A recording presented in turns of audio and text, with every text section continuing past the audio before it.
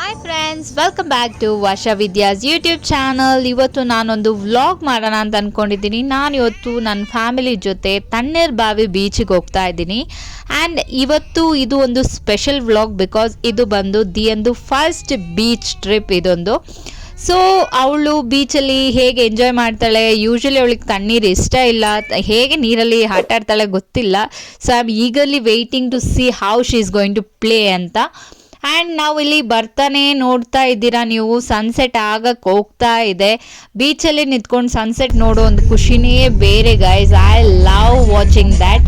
So ನಾನು ನನ್ನ family ಜೊತೆ ಹೋಗ್ತಾ ಇದ್ದೀನಿ. ನೀವು ಕೂಡ ಜಾಯ್ನ್ ಆಗಿ ಈ ವ್ಲಾಗ್ ನೋಡಿ ಎಂಜಾಯ್ ಮಾಡಿ. ಆ್ಯಂಡ್ ನೀವು ಇನ್ನೂ ನನ್ನ ಚಾನಲ್ನ ಸಬ್ಸ್ಕ್ರೈಬ್ ಮಾಡಿಲ್ಲ ಅಂತ ಹೇಳಿದರೆ please please please do subscribe to my channel. Love you guys. ಬನ್ನಿ ಬೀಚಿಗೆ ಹೋಗಿ ಮತ್ತೆ ಬಾಕಿ ಇರೋದನ್ನ ಮಾತಾಡೋಣ. ದಿಯಾ ಮಮ್ಮಿ ಕೈ ಹಿಡ್ಕೊಂಡು ಹೋಗ್ತಾ ಇದ್ದಾಳೆ. ಸೊ ನಿಮಗೆ ನೋಡ್ಬೋದು ಇಲ್ಲಿ ತುಂಬ ಜನ ಗಾಳಿಪಟ ಎಲ್ಲ ಹಾರಿಸ್ಕೊಂಡು ಆರಾಮಾಗಿ ಆಟ ಆಡ್ತಿದ್ದಾರೆ. ನಾನು ಬಂದಾಗ ನಾನು ಅಂದ್ಕೊಂಡೆ ಕ್ರೌಡ್ ಇರಲ್ಲ ಅಂತ, ಬಟ್ ದೇವ್ರೆ ಈ ಟೈಮಲ್ಲಿ ಎಷ್ಟೊಂದು ಜನ ಬಂದಿದ್ದಾರೆ ಅಂತ ಹೇಳಿದರೆ ಎಲ್ಲರಿಗೂ ಬೀಚಲ್ಲಿ ಬಂದು ಆಟ ಆಡೋದು, ಒಂದು ರಿಲ್ಯಾಕ್ಸ್ ಮಾಡೋದು ತುಂಬಾ ಇಷ್ಟ ಇರುತ್ತೆ. ನನಗೂ ಕೂಡ, ನಾನು ಮ್ಯಾಂಗ್ಳೂರಲ್ಲಿ ಓದೋ ಟೈಮಲ್ಲಿ ನಾನು ಕೂಡ ತುಂಬ most of the time spend ಮಾಡ್ತಾ ಇದ್ದಿದ್ದು ಬೀಚಲ್ಲೇ. Because I love it. Because sunset ಆಗೋ ಟೈಮಲ್ಲಿ ಬಂದು ಬೀಚಲ್ಲಿ ಒಂದು ಆ ಸೈಲೆನ್ಸ್ನ ಎಂಜಾಯ್ ಮಾಡೋದ್ರಲ್ಲಿ ಇರೋವಂಥ ಖುಷಿ ಬೇರೆ ಎಲ್ಲೂ ಸಿಗಲ್ಲ ಗೈಸ್, ಅಷ್ಟು ಚೆನ್ನಾಗಿರುತ್ತೆ. ಸೊ ಈಗ ದಿಯಾ ಇಲ್ಲಿ ಒಂದು ಬಾಲ್ ಸಿಕ್ಕಿದೆ, ಅವಳು ಆಟ ಆಡ್ತಾ ಇದ್ದಾಳೆ. ಓ ಮೈ ಗಾಡ್, ಅವಳು ಖುಷಿಗೆ ಒಂದು ಲೆಕ್ಕನೇ ಇಲ್ಲ, ಅಷ್ಟು ಖುಷಿಯಾಗಿದ್ದಾಳೆ ಗೈಸ್.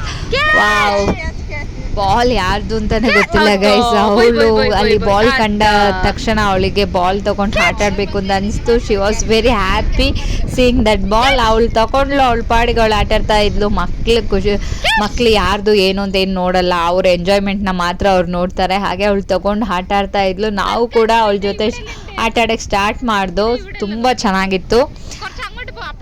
ಆಮೇಲೆ ಆ ಬಾಲ್ನ ಎತ್ತಕ್ಕಾಗದೆ ತಳ್ಳಿ ಏನೇನೋ ಮಾಡಿದ್ಲು. ಮತ್ತು ಅವಳಿಗೆ ಮಣ್ಣು ಕಂಡಂಗೆ ತುಂಬ ಇಷ್ಟ ಆಯಿತು. ಬಿಕಾಸ್ ಮನೇಲಿ ಅವಳನ್ನ ಮಣ್ಣಲ್ಲಿ ಆಚೆ ಎಲ್ಲ ನಾವು ಬಿಡಲ್ಲ, ಅಷ್ಟು ಆಟ ಆಡ್ತಿರ್ಲಿಲ್ಲ ಅವಳು. ಬಟ್ ಸಡನ್ಲಿ ಏನೋ ಡಿಫ್ರೆಂಟಾಗಿ ಕಂಡಾಗ ಅವಳಿಗಂತೂ ಏನು ಹೇಳೋದು, ಆ ಎಕ್ಸೈಟ್ಮೆಂಟ್ನ ಹೇಗೆ ಕಂಟ್ರೋಲ್ ಮಾಡಬೇಕು ಅಂತಲೇ ಗೊತ್ತಾಗಲಿಲ್ಲ ಅನಿಸುತ್ತೆ. ಕಾಲಲ್ಲೆಲ್ಲ ಮಣ್ಣು ಮಾಡಿಕೊಂಡು ಕೈಯಲ್ಲಿ ಮಣ್ಣು ತುಂಬ ಖುಷಿಯಾಗಿ ಆಟ ಆಡ್ತಾ ಇದ್ಲು ಅವಳಂತೂ. ನಮಗೆ ನೋಡಿನೇ ತುಂಬ ಖುಷಿ ಆಗ್ತಾ ಇತ್ತು. She was loving it. ನಮಗೆ ಅದು ಗೊತ್ತಾಗ್ತಾ ಇತ್ತು. ಬರೋ ಒಂದು ತಿಂಗಳು ಮುಂಚೆನೇ ದಿಯಾ ನಡೆಯೋಕ್ಕೆ ಸ್ಟಾರ್ಟ್ ಮಾಡಿದ್ದು. ಸೊ ದಿಯನಿಗೆ ನಡೆಯೋಕ್ಕೆ ಕೂಡ ಸ್ಯಾಂಡಲ್ಲಿ ಕಂಫರ್ಟೇಬಲ್ ಇತ್ತು. ಬಟ್ ಶೂ ಹಾಕಿ ನಡೆಯುವಾಗ ಅವಳಿಗೆ ಒಂದು ಡಿಸ್ಕಂಫರ್ಟ್ ಇರುತ್ತೆ ಅಂತೇಳಿ ಶೂನ ಬಿಚ್ಚಿದೆ. ಹಳೆ ಕಾಲದಲ್ಲೆಲ್ಲ ಚಪ್ಪಲಿಲ್ಲದೆ ನಡೆದ್ರೆ ಒಳ್ಳೆಯದು, ಒಳ್ಳೆ ಬ್ಲಡ್ ಸರ್ಕ್ಯುಲೇಷನ್ ಆಗುತ್ತೆ ಅಂತೆಲ್ಲ ನಮ್ಮ ಅಜ್ಜಿರು ಹೇಳಿರೋದು ನನಗೆ ನೆನಪಿದೆ. ಸೊ ನಾನು ಹಾಗೇ ನಡೀಲಿ ದಿಯಾ, ಲೆಟರ್ ಎಕ್ಸ್ಪ್ಲೋರ್ ಎವ್ರಿಥಿಂಗ್, ಎಂಜಾಯ್ ಮಾಡಲಿ ಅಂತ ಹೇಳ್ಬಿಟ್ಟು ಹಾಗೆ ಬಿಟ್ಟೆ. ಬಟ್ ಹೆದರಿಕೆ ಇತ್ತು, ಎಲ್ಲಾದರೂ ಕುಪ್ಪಿ ಚೂರೋ ಇಲ್ಲಾಂದರೆ ಕಲ್ಲೋ ಏನಾದರೂ ಚುಚ್ಚಿಬಿಡುತ್ತೆ, ಬಿಕಾಸ್ ತುಂಬ ಚಿಕ್ಕ ಮಗು, ಏನಾದರೂ ಆಗುತ್ತಾ ಅಂತ ಹೆದರಿಕೆ ಇತ್ತು. ಬಟ್ ಸ್ಟಿಲ್ ಓಕೆ ನೋಡೋಣ ಅಂತ ಅಂದ್ಕೊಂಡು ಹಾಗೆ ಎಂಜಾಯ್ ಮಾಡೋಕ್ಕೆ ಬಿಟ್ಟಿದ್ದೆ ಅವಳನ್ನ. ನೀರು ಕಂಡಂಗೆ ನೀರಲ್ಲಿ ಹೋಗ್ಲಿಕ್ಕೋಸ್ಕರ ಹಾಗೆ ಹಠ ಮಾಡ್ಕೊಂಡು ನಿಂತಿದ್ಲು, ಹೋಗಬೇಕು ಅಂತ ಹೇಳ್ಬಿಟ್ಟು. ಕೊನೆಗೆ ನೀರಿಗೂ ಕರ್ಕೊಂಡು ಹೋದೆ ನಾನು.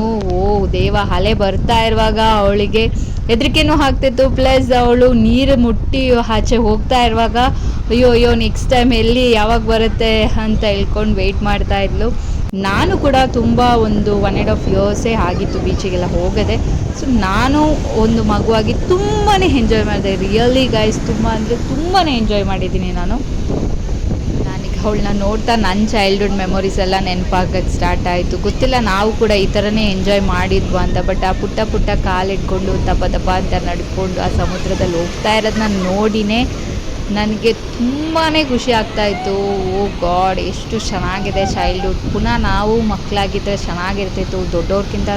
ರಿಯಲಿ ಚಿಕ್ಕವರಿರುವಾಗ ಅದು ಯಾವಾಗ ದೊಡ್ಡವರಾಗ್ತೀವಿ ಅಂತ ಆಸೆ, ದೊಡ್ಡವರಾದ್ಮೇಲೆ ಅಯ್ಯೋ ಚಿಕ್ಕವರಾಗಿದ್ರೇ ಸಾಕು ಅಂತ ಅನ್ನಿಸ್ತಿರುತ್ತೆ. ನಂತರನೇ ನಿಮಗೂ ಅನ್ನಿಸ್ತಿದ್ರೆ ಪ್ಲೀಸ್ ಕಮೆಂಟ್ ಬಿಲೋ.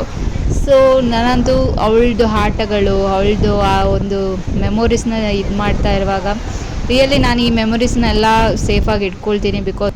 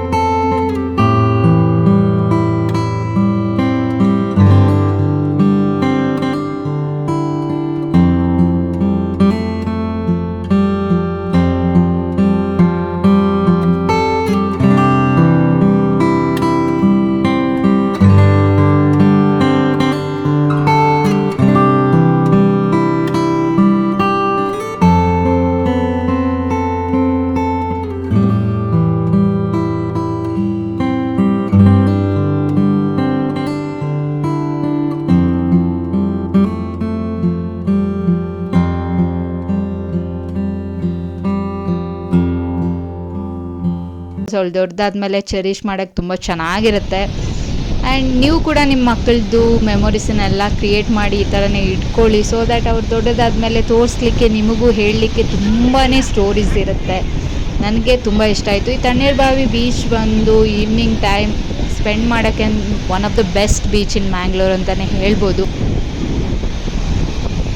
ಬೀಚಿಗೆ ಬಂದರೆ ಮೆಮೊರೀಸ್ ಕ್ರಿಯೇಟ್ ಮಾಡಬೇಕು ಅಂತ ಹೇಳಿಬಿಟ್ಟು ನನ್ನ ಕಸಿನ್ ಏನು ಮಾಡಿದ್ಲು, ಅಲ್ಲಿರೋ ಚಿಪ್ಪು ಕಲ್ಲು ಎಲ್ಲ ಹೇರ್ಕೊಂಡು ಮೆಮೊರೀಸ್ನ ಕ್ರಿಯೇಟ್ ಮಾಡಬೇಕು ಅಂತ ಹೇಳ್ಬಿಟ್ಟು ಅವಳು ಒಂದು ಸೈಡಲ್ಲಿ ಸ್ಟಾರ್ಟ್ ಮಾಡಿದ್ಲು. ಆ್ಯಂಡ್ ಅವಳು ಹೇಳ್ತಿದ್ಲು, ನೀನು ಕೂಡ ಎರ್ಕೆ ಇಡ್ಕೊ, ನಿನಗೂ ಕೂಡ ರಿಫ್ರೆಶ್ ಮಾಡ್ಬೋದು, ಸೊ ದಟ್ ನೀನು ಎಷ್ಟು ಬೀಚಿಗೆ ಹೋಗಿದ್ಯಾ ಅಂತ. ಸೊ ದಟ್ ನನಗೆ ಫಸ್ಟ್ ನೆನಪು ಬಂದಿದ್ದು ಸೆಂಟ್ ಮೇರಿಸ್ ಐಲ್ಯಾಂಡ್. ನಾನು ಕೂಡ ಅಲ್ಲಿ ಹೋದಾಗ ಇದೇ ಥರ ತುಂಬ ಕಪ್ಪೆ ಚಿಪ್ಗಳು ಮತ್ತು shells, different types of shells ಅದೆಲ್ಲ ತೊಗೊಂಡು ಬಂದಿದ್ದೆ ನಾನು ಕೂಡ.